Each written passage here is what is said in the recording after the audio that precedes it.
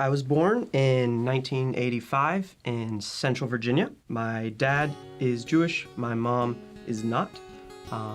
So grew up going to a kind of borderline conservative Reform synagogue. After my bar mitzvah, kind of my participation and engagement with the synagogue dropped off more and more. I continued to not get along with people who would have been around my age, and very much became the butt of a lot of jokes. More than once, the Jewish thing came out. I'm just kind of reinforced a sense of isolation. Going into college, went to school down at Virginia Tech in Southwest Virginia. While I was there, I met a bunch of guys who were part of a group called Navigators, a Christian campus group, who I really connected with. As I became friends with them more and more, that was honestly like the first time in my life that I actually began to have friendships in a deeper way. These were guys that actually were genuinely interested in what was going on in my life. Through the next couple years, I actually really wanted to have nothing to do with Jesus. It wasn't something where I got to know these guys and a light went off and anything like that. One guy named David asked me what it was that I believe. I'm a Jew, Jews are God's chosen people. What are you really gonna say against that? Like, our history is kind of evidence enough that God has not forsaken us, has not punted us. We exist kind of in defiance of all logic.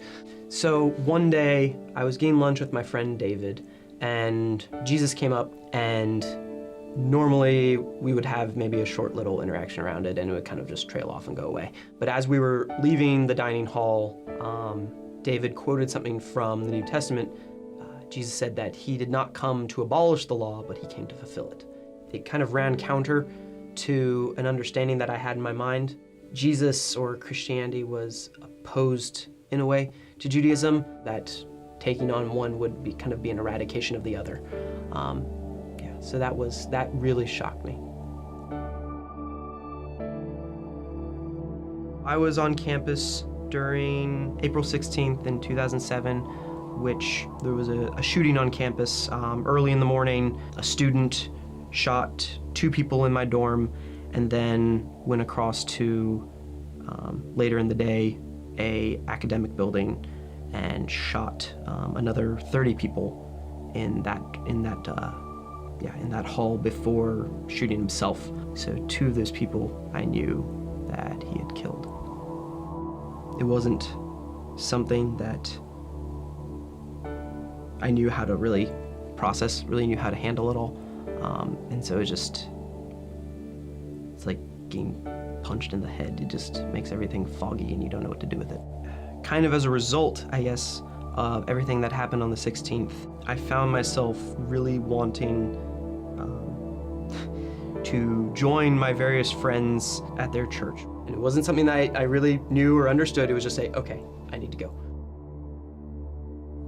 So it was just a couple weeks after the shooting and a couple weeks after I went to church with them. I was wrestling with whether or not I wanted to actually learn more about this, about who Jesus was. It was something that I knew was connected to what I had been experiencing with these people over the last several years. I knew it was connected to that, but it was just, honestly, I was afraid. And there was a little internal civil war, I guess you could say, going on, where I felt very strongly like I needed to talk to my roommate Charlie about Christianity. The guy who helped lead the Christian group that he was a part of on campus, he said that he would be more than happy to get together with me and talk about it if we wanted to.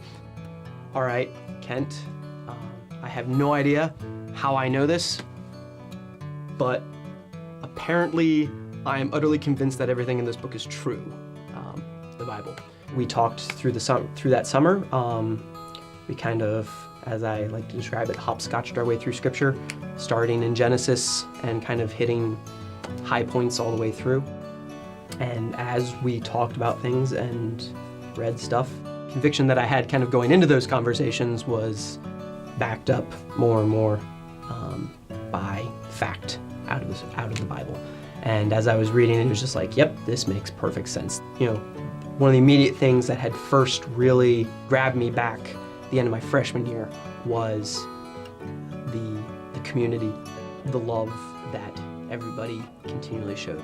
It was the first place that I really felt utterly at home. It was the first place that I felt like I actually belonged there.